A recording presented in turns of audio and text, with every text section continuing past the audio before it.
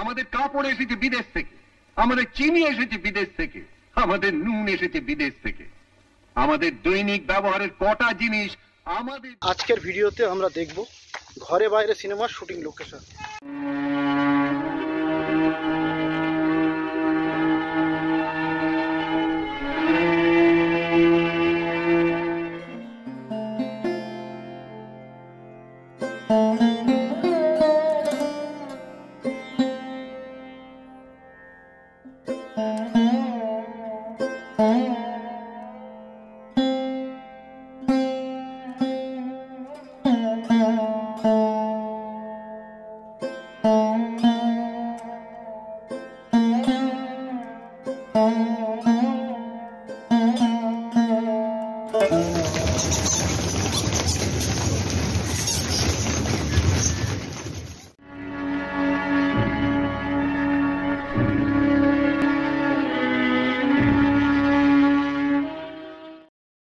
বাঁকুড়া জেলার সোমসার থেকে আমার সকল দর্শক বন্ধুকে স্বাগত।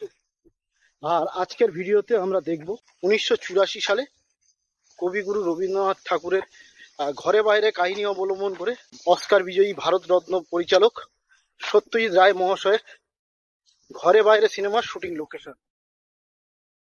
তো যারা ঘরে বাইরে সিনেমাটি দেখেছেন তারা প্রত্যেকেই জানেন যে এই সিনেমাতে কিন্তু মেনলি তিনটেই চরিত্র ছিল। একটি ছিল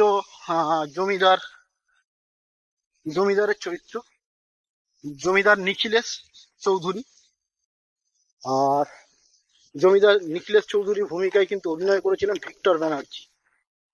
আর ভিক্টর ব্যানার্জির স্ত্রী অর্থাৎ জমিদারের স্ত্রী ভূমিকায় কিন্তু অভিনয় করেছিলেন স্বাতিলেখা সেনগুপ্ত। আর জমিদারের বন্ধু অর্থাৎ সৌমিত্র চট্টোপাধ্যায় ছিলেন। তিনি এই সিনেমাতে কিন্তু একটি স্বদেশী ক্যারেক্টারে অভিনয় করেছেন, মানে স্বদেশী চরিত্রে। তার নাম ছবিতে ছিল সন্দীপ মুখার্জি। তো এই তিনজন মেনলি কিন্তু এই ঘরে বাইরে সিনেমা কিন্তু মেন অভিনয় করেছেন। তো সৌমিত্র চট্টোপাধ্যায় এসছিলেন কিন্তু জমিদার ভিক্টর ব্যানার্জির বাড়িতে, মানে নিখিলেশ চৌধুরীর বাড়িতে।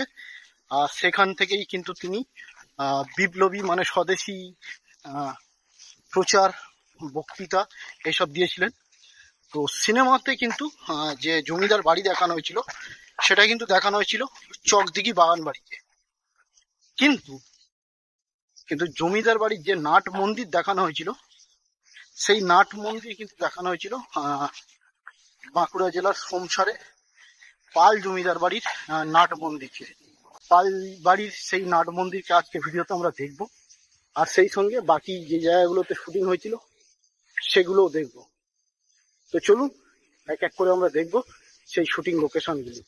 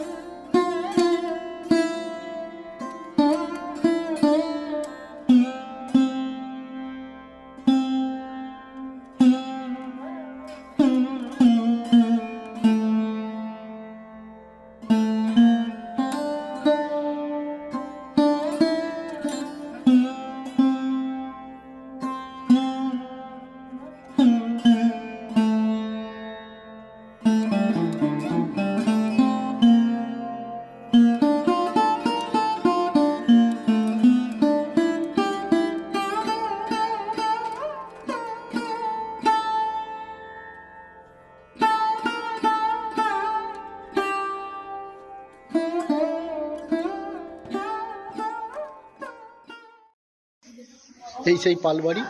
আর এই পালবাড়ির কিন্তু ঠিক এই জায়গায় কিন্তু সৌমিত্র চট্টোপাধ্যায় দাঁড়িয়েছিলেন, অর্থাৎ সৌমিত্র চট্টোপাধ্যায় যিনি সন্দীপ মুখার্জি একটা স্বদেশী ভূমিকা অভিনয় করেছিলেন, তিনি কিন্তু ঠিক এই জায়গা থেকেই কিন্তু তার স্বদেশী বক্তৃতাটা দিচ্ছিলেন। আর সঙ্গে যে জানালাটা দেখানো হয়েছিল, দেখুন দেখুন ওই যে উপরের যে জানালাটা দেখা যাচ্ছে, দেখতে পাচ্ছেন, এই জানালার উপর থেকে কিন্তু জমিদারের স্ত্রী অর্থাৎ সাতিলেখা সেনগুপ্ত, তিনি কিন্তু বিমলা চৌধুরী, বিমলা চৌধুরী কিন্তু ঠিক এখান থেকেই নিচে এই জায়গাতে উঁকি মারছিলেন। আর পুরো স্বদেশী বক্তৃতা দেওয়া হচ্ছিল ঠিক এখান থেকেই দাঁড়িয়ে, ঠিক এই মুহূর্তে আমি যেখানে দাঁড়িয়ে আছি এখান থেকে। আর এর নিচে থেকে আর যে জায়গা থেকে শুটিংগুলো হয়েছে সেগুলো আমি আপনাদের দেখাবো এই ঘরে বাইরে সিনেমার।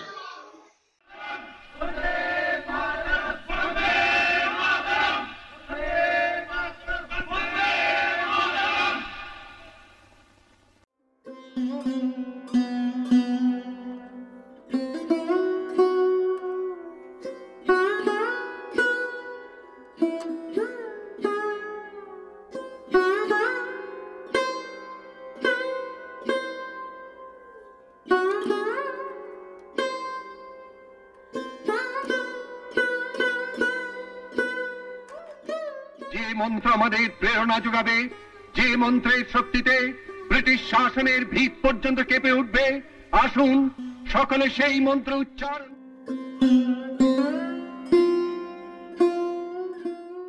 উৎসর্গ করি। বন্দে মাতরম, বন্দে মাতরম।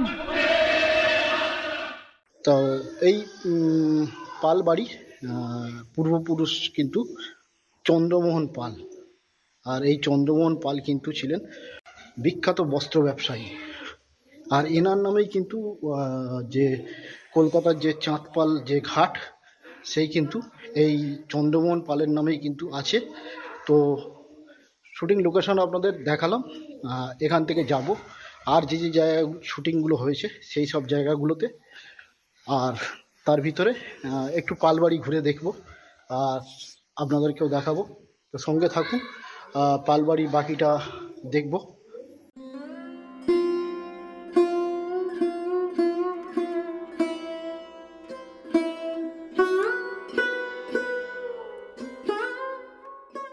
তো সংসারে এই পালবাড়ি, পালবাড়ির ভিতরে সেই পুরাতন বাড়িটিকে দেখব যে এখন পুরাতন বাড়িটি কি অবস্থাতে আছে, আর আপনাদেরকেও দেখানোর চেষ্টা করব। তো পুরাতন যে বাড়িটি, সেই বাড়িটি কিন্তু এখন এটাই হলো সেই বাড়ির বর্তমান রূপ, দেখতেই পাচ্ছেন আপনার।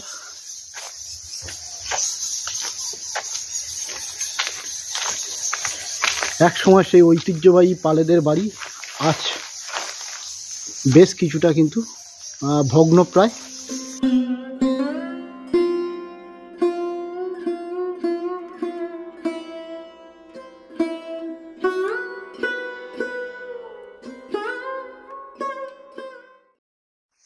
তো এই চন্দ্রমোহন পাল, যিনি এর আগেও বলছিলাম যিনি এই বাড়ির পূর্বপুরুষ ছিলেন, তিনি আগেই যেমন বললাম যে উনি কিন্তু খুব বড় একজন কাপড়ের ব্যবসায়ী ছিলেন। আর ওনার নামেই চাঁদপাল ঘাট কলকাতার, ওনাদের বহু জাহাজ কিন্তু কলকাতার এই চাঁদপাল ঘাটেই কিন্তু এসে ভিড়ত। তো বাড়ির এই মুহূর্তে অবস্থা তো দেখতেই পাচ্ছেন, আমি দেখাবো আপনাদের এই মুহূর্তে বাড়ির অবস্থা।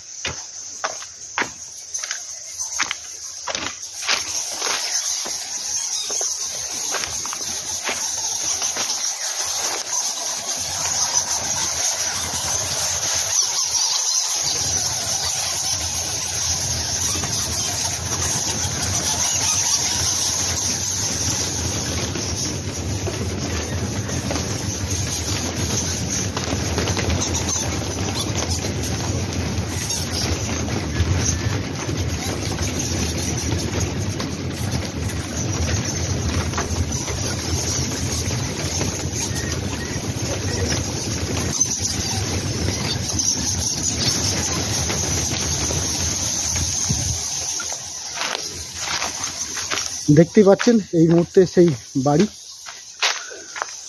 পাল বাড়ি কিন্তু একদম পুরো বাদুড় ভর্তি দেখতে পাচ্ছেন, বাদুড় উঠছে। আমি এই ঘরটাতে আপনাদের দেখাচ্ছিলাম, দেখুন ঘরটা পুরো ভিতরে কিন্তু পুরো বাদুড় ভর্তি।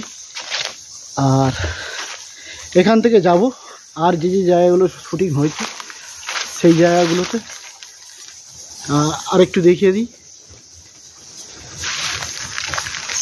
দেখুন এইটা এক সময় কিন্তু এই জায়গাগুলো কিন্তু সদর ছিল, মানে এখান থেকেই মানুষ প্রবেশ করত।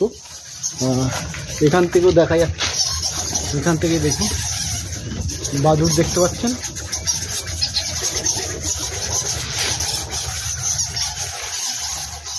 পুরো বাড়িটি বর্তমানে পুরো কিন্তু তো সংসার রাজবাড়ি বা পালবাড়ি বা জমিদার বাড়ি যেটাই বলেন, সংসার জমিদার বাড়ি বলাটাই সবচেয়ে ভালো হবে। বা সংসারের পালবাড়ি যদি দেখতে চান তাহলে কলকাতা থেকে সবচেয়ে সহজে আসতে হলে আপনাকে আসতে হবে প্রথমে বর্ধমান স্টেশন। আর বর্ধমান স্টেশন থেকে 20 টাকা টিকিট দিয়ে টোটো ধরতে হবে। টোটো ধরতে হবে আপনাকে আলিশা বাস স্ট্যান্ডে। আলিশা বাস স্ট্যান্ড থেকে বাঁকুড়াগামী যে কোনো বাস ধরে নামতে হবে বাঁকুড়া চেকপোস্ট। বাঁকুড়া চেকপোস্টে এসে যদি আপনি বলেন পালবাড়িতে যাব বা ঘরে বাইরে সিনেমা শুটিং লোকেশন ওখানে যাব, তাহলে কিন্তু আপনাকে 10 টাকা করে টোটো ভাড়া। আর যদি আপনি একা থাকেন সেক্ষেত্রে পড়বে কিন্তু 30 টাকা।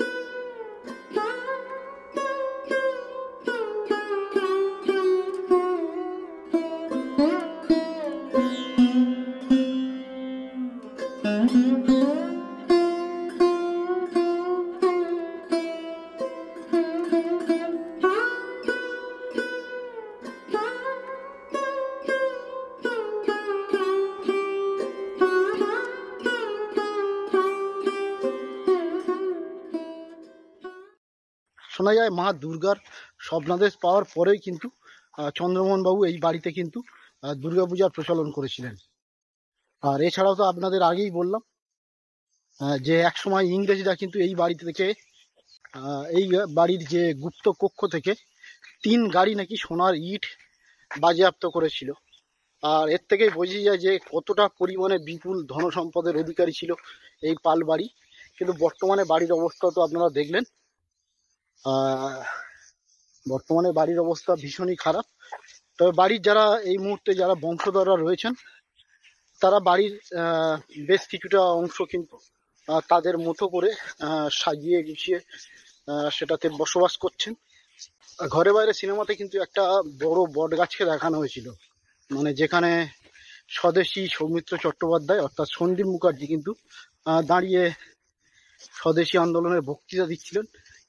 এই মুহূর্তে সেই বট গাছটার দিকেই আমি যাচ্ছি, সেই বট গাছটি খোঁজার চেষ্টা করছি।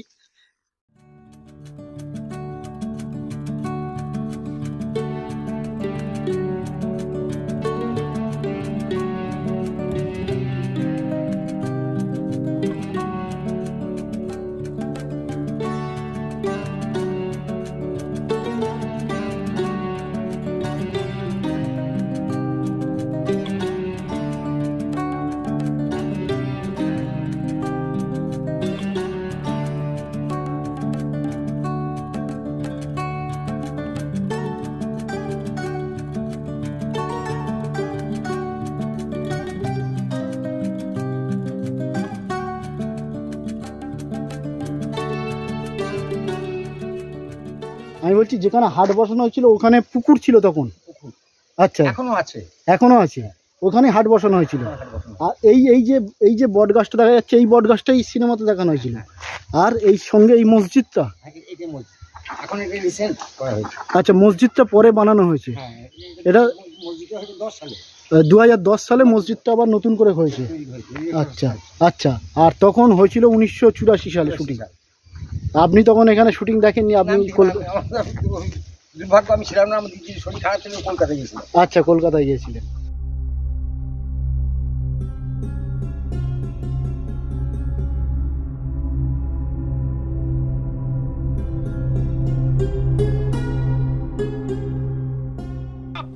হিন্দুরা কৌশল কইরা এই টাকা তোমাকে থেকে লইয়া বড়লোক হইছে।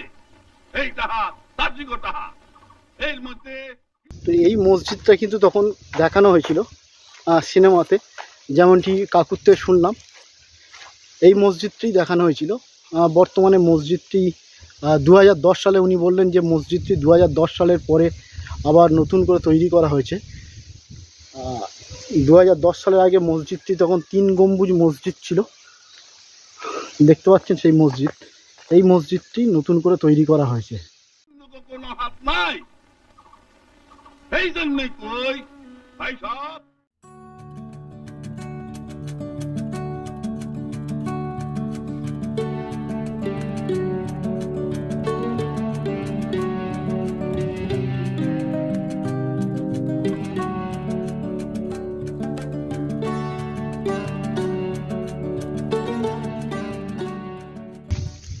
তো দেখতে পাচ্ছেন এই সেই বট গাছটা।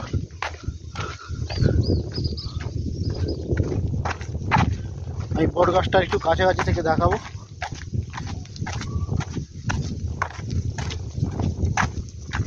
কাকু, এখানে শুটিং হয়েছিল তো? হ্যাঁ, এই গাছটাই ছিল, এই বট গাছটাই ছিল। হ্যাঁ, আচ্ছা, ঘরে বাইরে বসে বলে। হ্যাঁ হ্যাঁ, ঘরে বাইরে। হ্যাঁ আপনি শুটিং দেখেছিলেন তখন? হ্যাঁ হ্যাঁ, দেখেছিলেন? বহু মানুষ ছিল। হ্যাঁ, সত্যজিৎ রায়কে দেখেছিলেন তখন? তুমি লেখা তো না, সত্যজিৎ রায় তো পরিচালক ছিলেন। পরিচালক। হ্যাঁ দেখেছিলেন? হ্যাঁ, আপনি একটু দেখাবেন যে জায়গাটা হাটটা হয়েছিল, সেই জায়গাটা দেখাবেন? এই তো এই জায়গাটা হাট।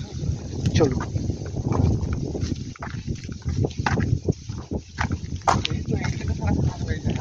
এই জায়গাটা হাট বসানো হয়েছিল। হ্যাঁ, আচ্ছা, আর ওইটা ঘরে বাইরে ওই যে ওই বড়টা। এইখানেই হাটটাকে বসানো হয়েছিল, ঠিক এই জায়গাটায়। আর এই সেই গাছটা ছিল এখানেই, কিন্তু সৌমিত্র চট্টোপাধ্যায় সেই একটা স্বদেশী বক্তৃতা দিচ্ছিল, তাই না?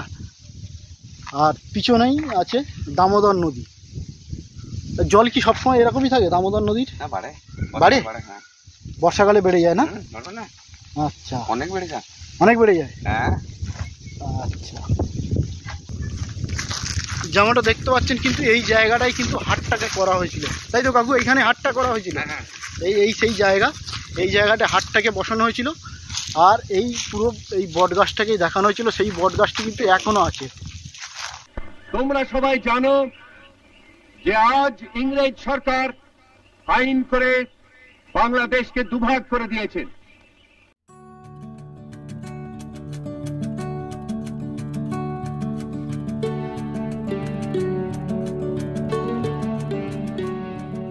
আলবার অধিকার সরকার আমাদের দেননি, কিন্তু সরকারকে জব্দ করব বলে আমরা অন্য রাস্তা নিয়েছি। একটা প্রধান রাস্তা হলো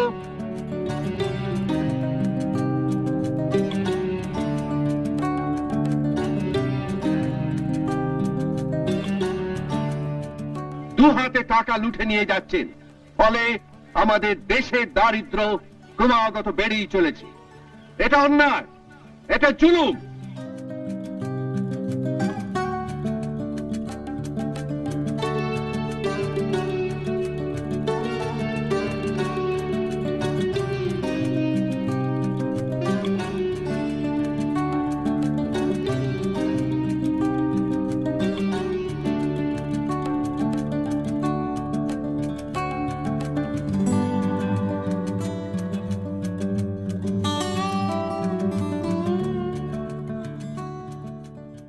এখানেই শুটিং হয়েছিল তো? হ্যাঁ হ্যাঁ হ্যাঁ।